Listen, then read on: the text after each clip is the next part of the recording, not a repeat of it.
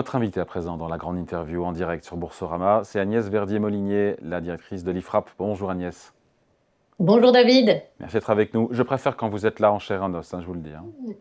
Oui, vous me Et l'avez je déjà suis, dit. et je suis pas le seul. Bon, on a Sébastien Lecornu qui affirme que le nouveau projet de budget 2026, sur lequel le gouvernement a engagé sa responsabilité avec le 49.3, je le cite, est meilleur que celui présenté initialement par le gouvernement. Est-ce que c'est vrai ou pas, selon vous, de votre point de vue? C'est clairement faux, hein. On avait un budget initial, alors sur le total des dépenses publiques, qui faisait atterrir la dépense publique autour de 1725 milliards d'euros. Et là, on est à 1734. Donc ça veut dire que on a une augmentation de 9 milliards de la dépense publique. Donc vous vous souvenez, David, on avait commencé les débats sur ce budget 2026 en disant qu'il fallait faire plus d'économies, qu'il fallait faire une année blanche, qu'il fallait geler les dépenses, et qu'il fallait surtout pas remettre en place des hausses d'impôts ou alors ne pas reconduire les taxes exceptionnelles. Et qu'est-ce qu'on est en train de faire? On est en train de faire exactement l'inverse. Voilà. Donc, non, ce budget, il est plus mauvais que celui qui était initialement présenté, qui était déjà pas génial, parce que si on faisait une vraie année blanche, il fallait rester à 1697 milliards de dépenses. En fait, les dépenses publiques, elles vont augmenter de 37 milliards en valeur. Alors, on va dire, ah bah oui, mais il y a de la hausse tendancielle dans tout ça, etc. Mais continuer à augmenter la dépense publique de 38 milliards quand on dit qu'on est censé faire des baisses de dépenses et maîtriser la dépense, eh bien, en réalité, la vérité, c'est qu'on a renoncé.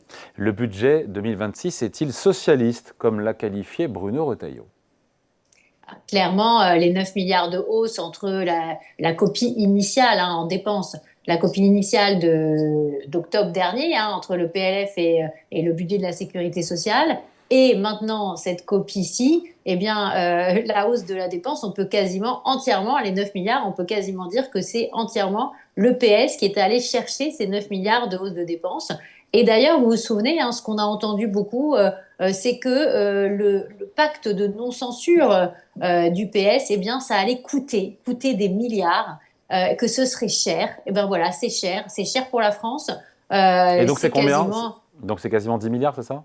quasiment 10 milliards, 9 milliards, 9 milliards de dépenses C'est le supplémentaires prix de par la rapport. stabilité, c'est le prix que la France ait un budget.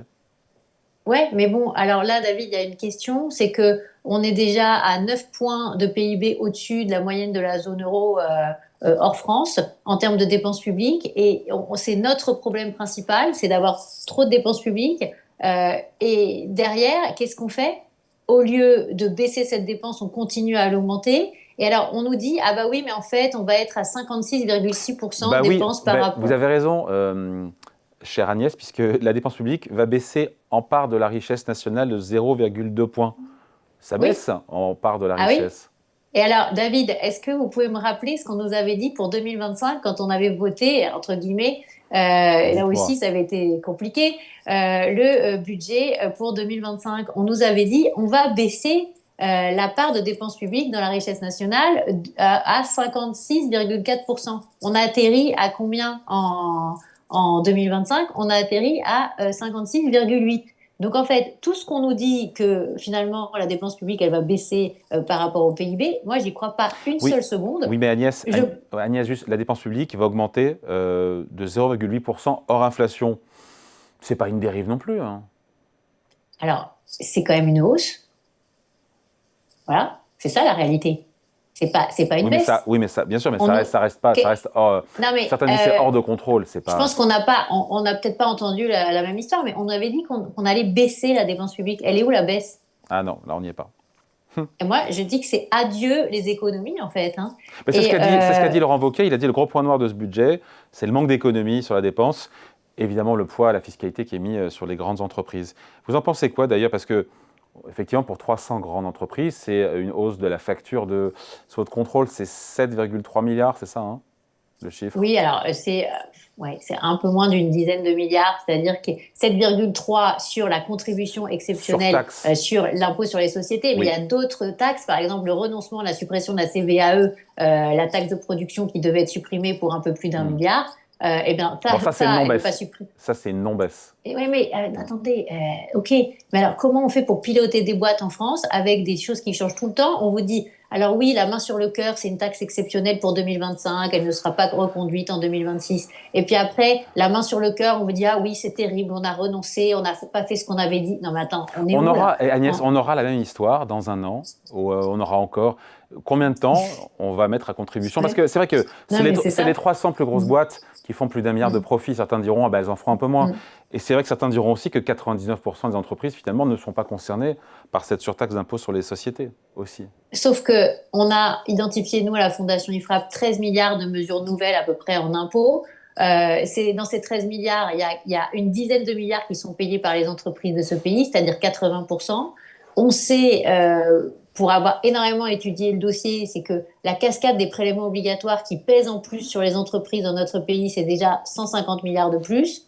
On sait que c'est un problème pour la compétitivité. On sait que c'est pour ça qu'on n'arrive plus à produire en France. On nous dit, ah non, mais telle filière, ah bah non, c'est pas possible de produire en France, on est trop cher, on a des coûts du travail trop élevés. Voilà. Et donc, à la fin, des taxes de production trop élevées. Et à la fin, qu'est-ce qu'on va faire? On baisse pas les taxes de production, on rajoute des surtaxes d'impôts sur les sociétés. Derrière, oui, c'est vrai, ça va toucher que les grandes entreprises, mais après, elles ont aussi des sous-traitants, ces grandes entreprises. Est-ce que ces grandes entreprises, avec les taxes qu'elles vont devoir payer en plus, elles vont continuer à commander à des entreprises qui sont plus petites et qui sont sous-traitantes en France? Peut-être pas. Et donc tout ça, ça va se retrouver aussi dans l'économie. Et puis aussi, il faut dire une chose, c'est que beaucoup de nos entrepreneurs aujourd'hui, même s'ils sont dans des entreprises de petite taille, ils sont en train de se poser la question de est-ce qu'ils continuent à investir en France, à embaucher en France, est-ce qu'ils partent pas à l'étranger? On a des chiffres qui sont très mauvais sur les millionnaires qui partent de France en 2025, il y en a 800, alors qu'en Italie, il y a 3600 millionnaires qui se sont installés. Donc, ce n'est pas des pertes, c'est des hausses. Et nous, on en perd. D'où vous avez ces chiffres? C'est intéressant. Il y a C'est un 800 000. cabinet Henley, qui est un cabinet britannique, qui a regardé les flux. Et c'est super intéressant, effectivement. Et d'ailleurs, il y a eu tout ce débat sur le rapport Oxfam, sur les milliardaires, etc. Et qui oublie de dire que parfois, bah oui, il y a certains milliardaires, dont la fortune, elle n'a pas augmenté, elle a stagné.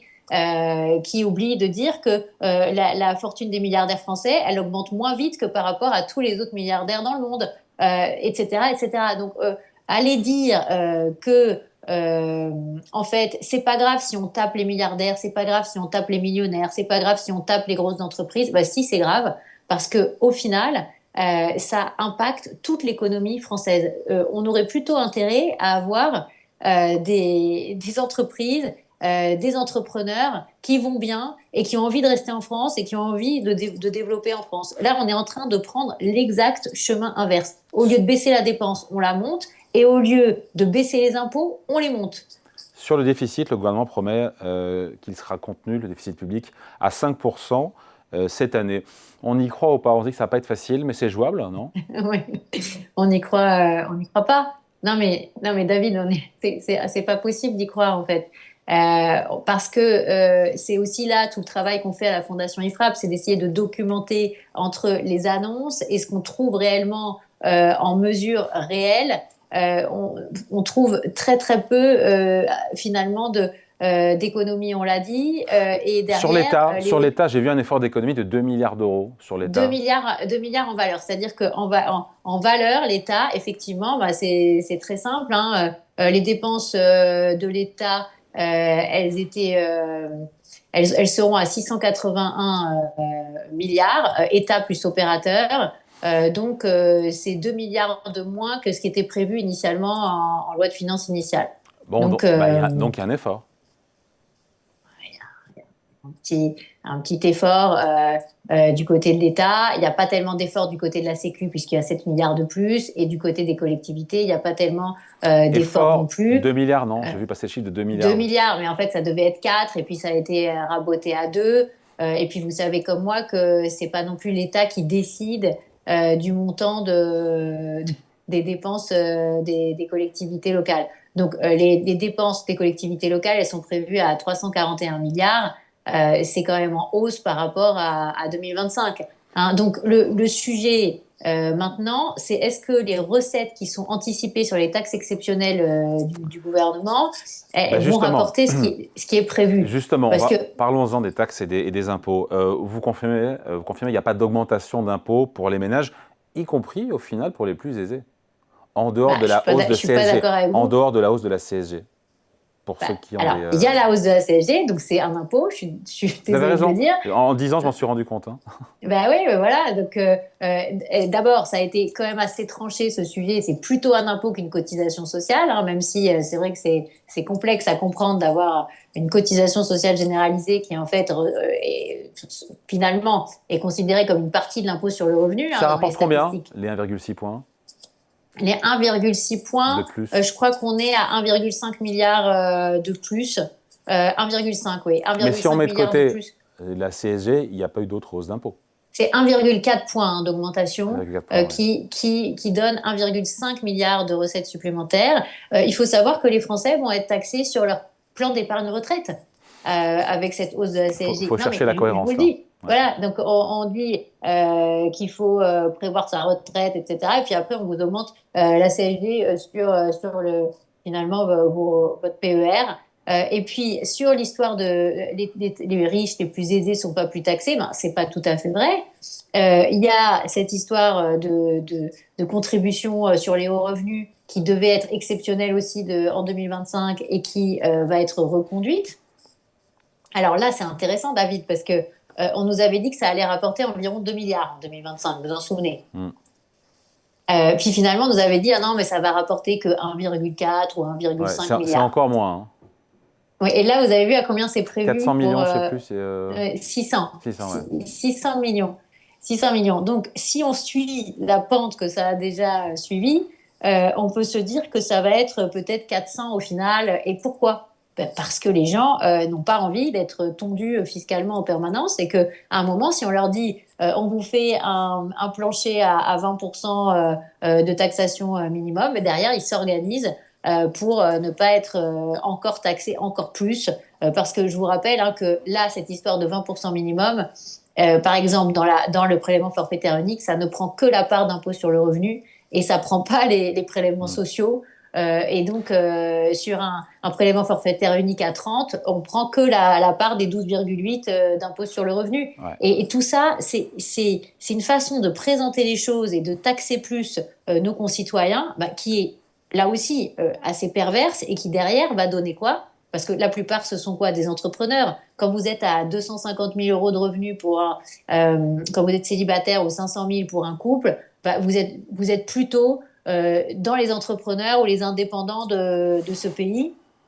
Et ça veut dire que vous êtes parmi les forces vives qui créent le plus de valeur ajoutée. Là, on est en train, là aussi, de les dégoûter. Et alors, en plus, ce qui est aussi assez pervers, c'est que cette contribution sur les hauts revenus, elle supprime en fait l'intérêt d'avoir des niches emploi à domicile ou par exemple pour faire des dons. Et donc, il y a certainement aussi des impacts qui sont en second rideau de cette nouvelle Ouais. de ce nouveau plancher fiscal. Agnès, un mot de de la taxe sur les holdings pour 2026 pour lutter contre la suroptimisation fiscale, éviter le contournement de l'impôt.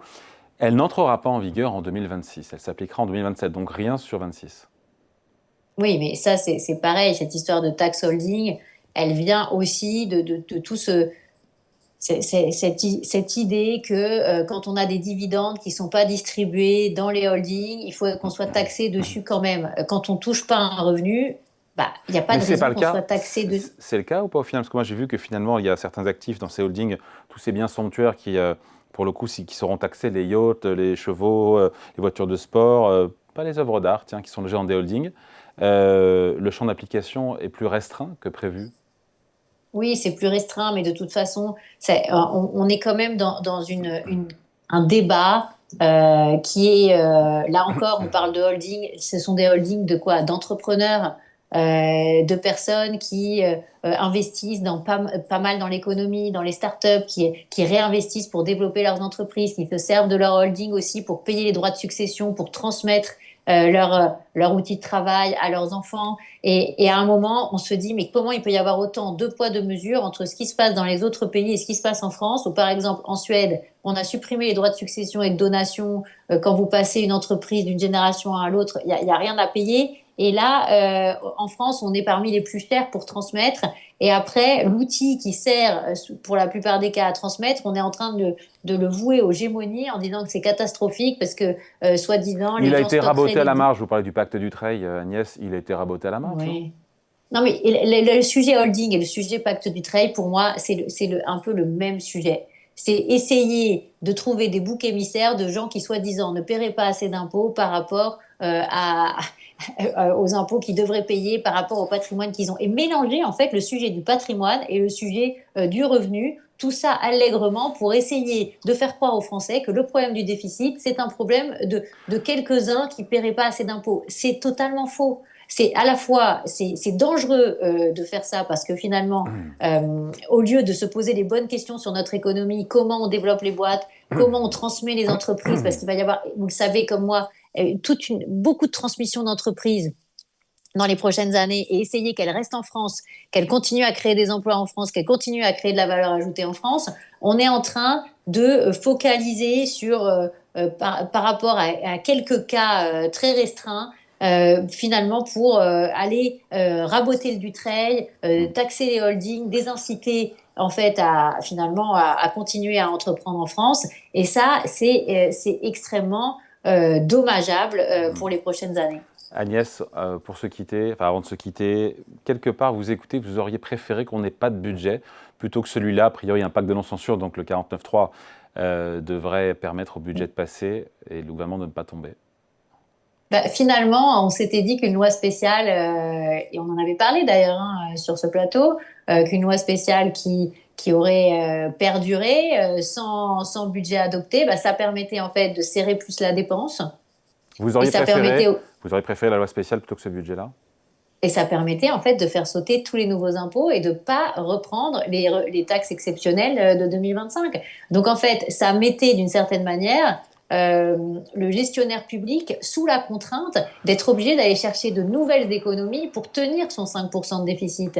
Là, le fait qu'on aille chercher finalement cet accord de très court-termiste pour que le gouvernement se maintienne en place, eh bien, pour les comptes publics, c'est pas bon parce que finalement on va augmenter encore le problème du consentement à l'impôt, on va pas forcément avoir les recettes fiscales derrière qu'on anticipe et on laisse filer en face à la dépense publique, alors que si on avait une mise sous contrainte, potentiellement on aurait moins de taux de prélèvement obligatoire et moins de dépenses publiques à l'arrivée parce qu'on serait obligé de faire des décrets d'annulation de crédit. Et donc une facture, au final, la facture de ce budget, ce sont les grandes entreprises qui vont le payer.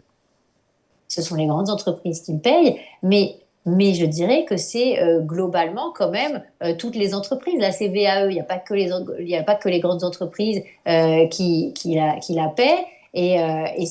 Finalement, quand on regarde la copie, eh bien, il n'y a rien des réformes structurelles que nous attendons pour ce pays. Nous savons oui, que... c'est vrai, mais après, avec une assemblée nationale sans majorité, morcelée, polarisée, c'était impossible d'avoir un budget avec des réformes ambitieuses. Non, mais David, ça fait depuis 2022 qu'on n'a pas de réforme. On a eu une pauvre réforme des retraites en 2023 et elle est suspendue.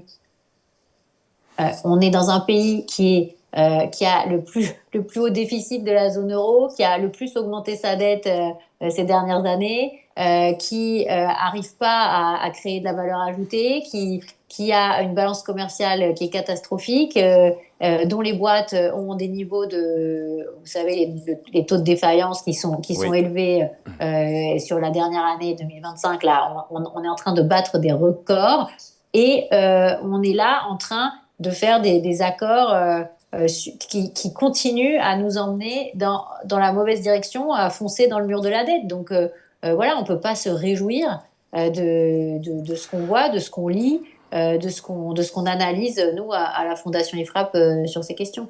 Allez, merci beaucoup. Entretien donc toujours Merci passionnant avec Agnès Verdier-Molinier, la directrice de l'IFRAP, invitée à la grande interview en direct sur Boursorama. Merci Agnès, à bientôt. Merci David.